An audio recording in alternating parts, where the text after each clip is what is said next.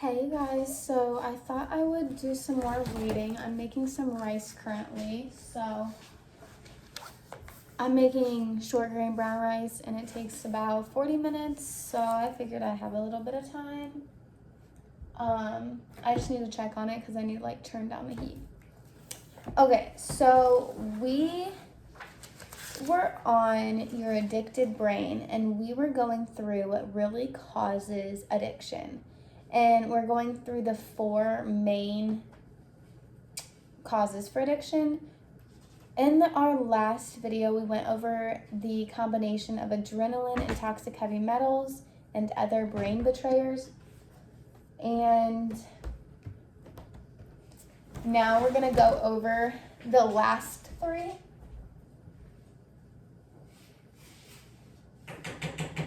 I'm actually just turning this down real quick. Okay.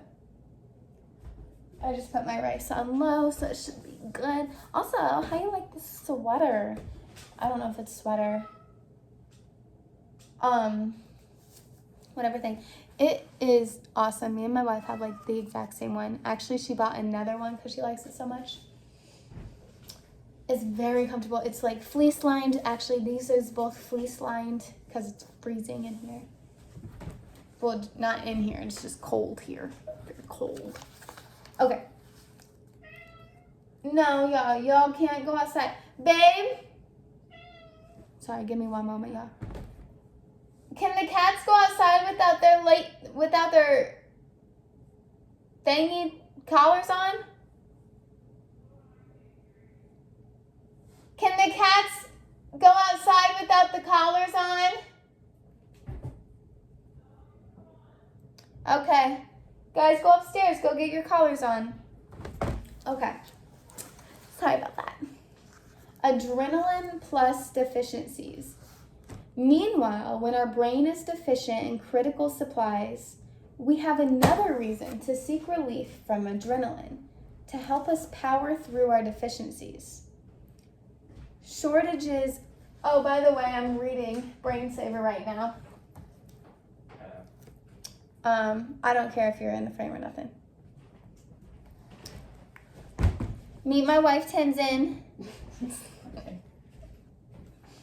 Okay, shortages of critical supplies in the brain are the norm with our exposures and diets today.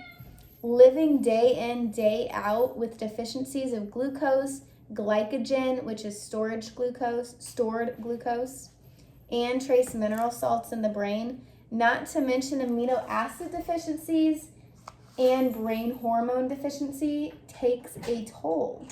We're not taught to maintain our glucose levels and store up glycogen. We're taught no worries. We're not taught to feed our neurotransmitters with trace mineral salts from sources such as celery juice and leafy greens. Instead, we're so often presented with a high-fat, high-protein diet as the norm. And that means we unknowingly look for adrenaline to fill in for the lack of desperately needed brain supplies. Hence, brain deficiencies can create a susceptibility to active impulses as we reach for substances and activities to provide those power through adrenaline surges. By the way, a high-fat diet is an addiction itself. Every time we consume fat, our adrenal glands release an adrenaline blend to give our heart strength to tackle thick blood from the fat. Adrenaline is also a blood thinner.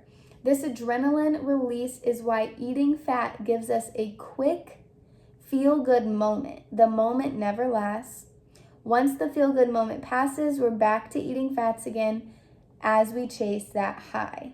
Fats are really addictive, and they are the real cause of unproductive sugar addiction, which we'll cover later in this chapter. Let me get that pen because freaking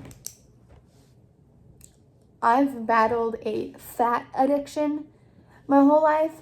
I didn't know that's what I was battling, but I definitely was. I'm just gonna to go back to this and like really comprehend and like remember, like, every time we consume fat, our adrenal glands release an adrenaline blend to give our heart strength to tackle the fat that we just ate.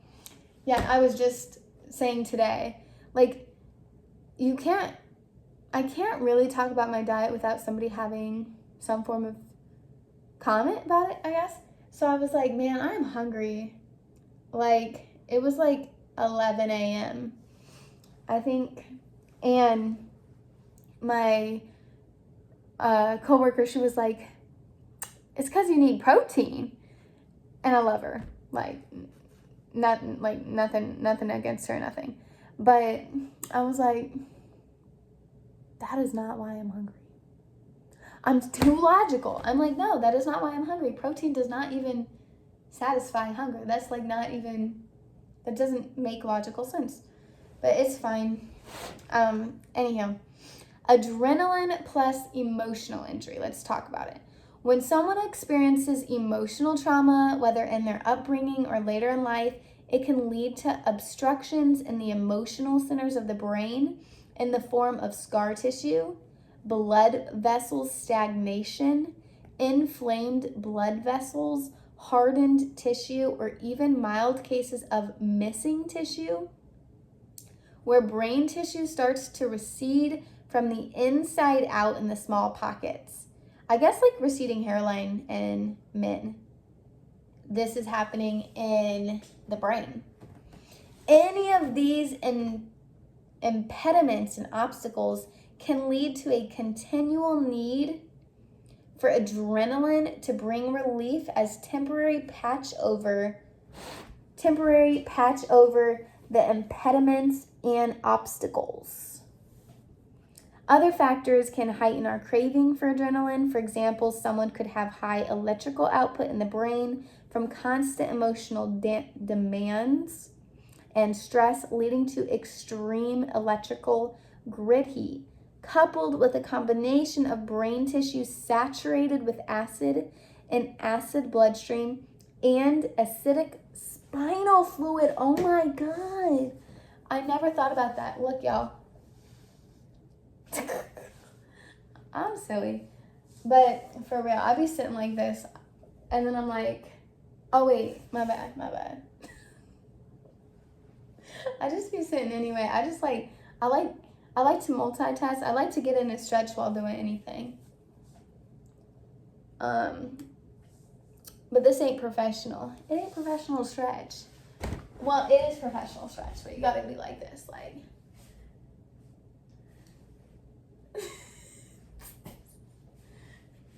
This is fine. But like, this isn't fine, like. Oh man. Acidic spinal fluid. I never even like thought about that. Acidic spinal fluid. Someone could have a little, my whole head's cut off, yo. Hi. Someone could have a little bit of brain inflammation in any area of an emotional center of the brain. Any of these factors can make symptoms even more intense and make the need for adrenaline feel all the more pressing. Adrenaline sometimes also has a soothing effect. It can be an anti-inflammatory. If the emotional centers of our brain are calloused from the intense electrical heat of emotional challenges or constant ups and downs, adrenaline is called in as a quick treatment and we feel temporary relief. We become addicted to that adrenaline because it's soothing our calloused brain tissue, basically treating our inflammation in the brain. In turn, we can become addicted to the sources that trigger that adrenaline. Sources such as caffeine, alcohol, chocolate, sex, confrontation, and fats. You know you're out there. Man, those are like huge ones. Caffeine. I don't know anyone who don't drink some form of caffeine, whether it's tea or coffee, of course, but then the energy drinks are wild. Like all the Gen Z and millennials are drinking those. Chocolate, like, come on. There's a few odd ducks, right, that don't like.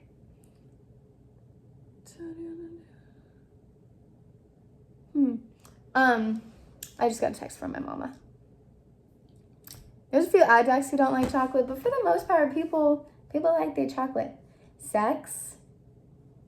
Hell yeah, people like sex.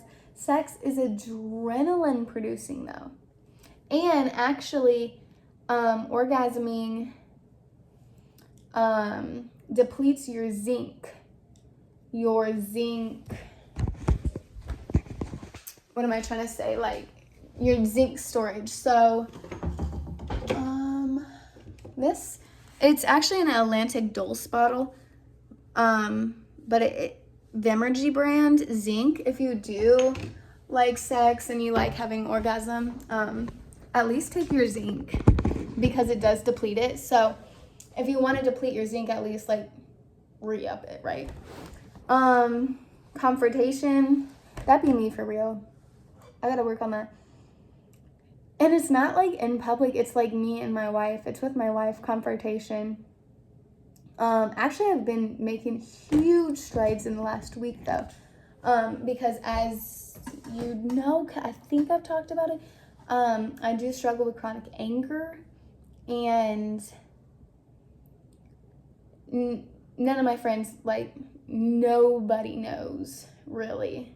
I mean, I talk about it with them. I'm very open about it, but my anger is here, like at home when I feel like most comfortable.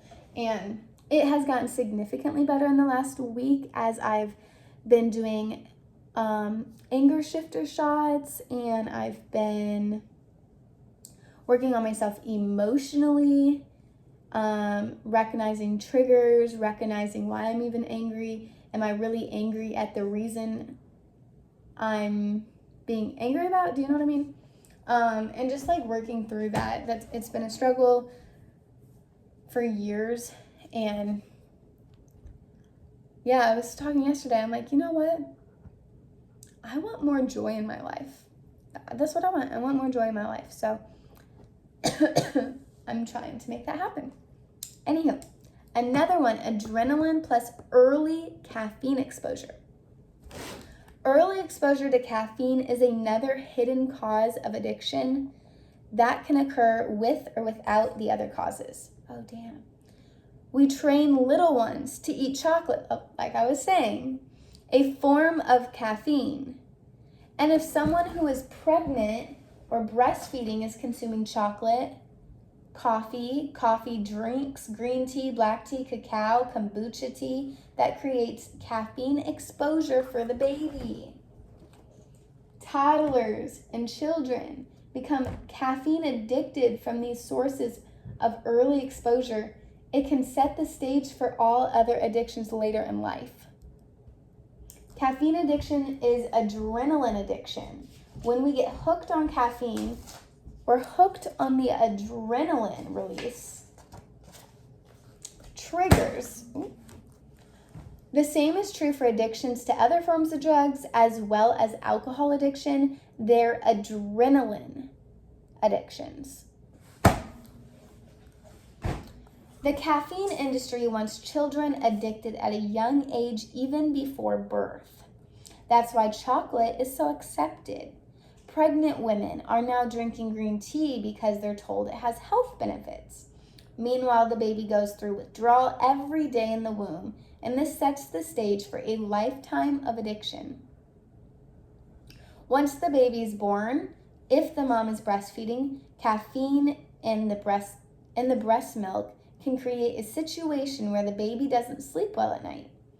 If a pregnant woman is under serious stress, like a loss that creates adrenaline surges too, The baby in the womb will be saturated in adrenaline and then have to go through withdrawal from the adrenaline as the surge subsides. This is another form of early addictive exposure when a baby goes through a roller coaster ride of adrenaline saturation during pregnancy. Like the adrenaline roller coaster ride of caffeine exposure, this experience of a pregnant mom going through a period of enormous stress can possibly set the stage for addiction later. The same is true when a child is up against a traumatic situation in early life. Abuse, for example, triggers intense adrenaline surges. At this early formative time of brain development, this can set a child up for susceptibility to more adrenaline seeking in the form of addiction. It's good to keep this information in mind so that if your baby or child has experienced these early exposures, you can focus on improving nutrition and keeping away as many brain betrayers as you can. A sustainable solution to all of this. Adrenaline can take its toll over time. While it can be a temporary soother, it is a corrosive in its own way, especially when we're relying on frequent surges of intense adrenaline blends. An adrenaline surge to help us patch over brain betrayers, power through brain deficiencies, and or soothe impeded and inflamed brain tissue is an emergency system meant to keep us alive in crisis situations. Yet repeated surges of adrenaline in the brain, not to mention in the rest of the body, are not sustainable. The wear and tear will show through weight gain, emotional instability, fatigue, aging, and hair loss in women. Rather than rely on this emergency adrenaline system day after day, we serve ourselves best by directly addressing the underlying needs, the issue that we've just seen addiction reveal. Toxic heavy metals and other contaminants in the brain, including MSG, salt, and calcium deposits. Deficiencies in critical resources such as glucose, glycogen, and trace mineral salts. Brain tissue obstructions such as calloused tissue in the emotional centers of the brain, and caffeine exposure early in life. Addressing your brain's needs and what this book and Brain Saver Protocols, Cleanses, and Recipes, which includes an addiction protocol, are here to help you do. Cool. I think I'm going to stop there. I'm just going to do a short little video today because I have some other things to do that are unfortunately taking a bit higher on the necessity route, so I pass school. All right, peace out, guys. This is, I believe, part 2, and I do think part 3 should be the last part of this chapter. Peace.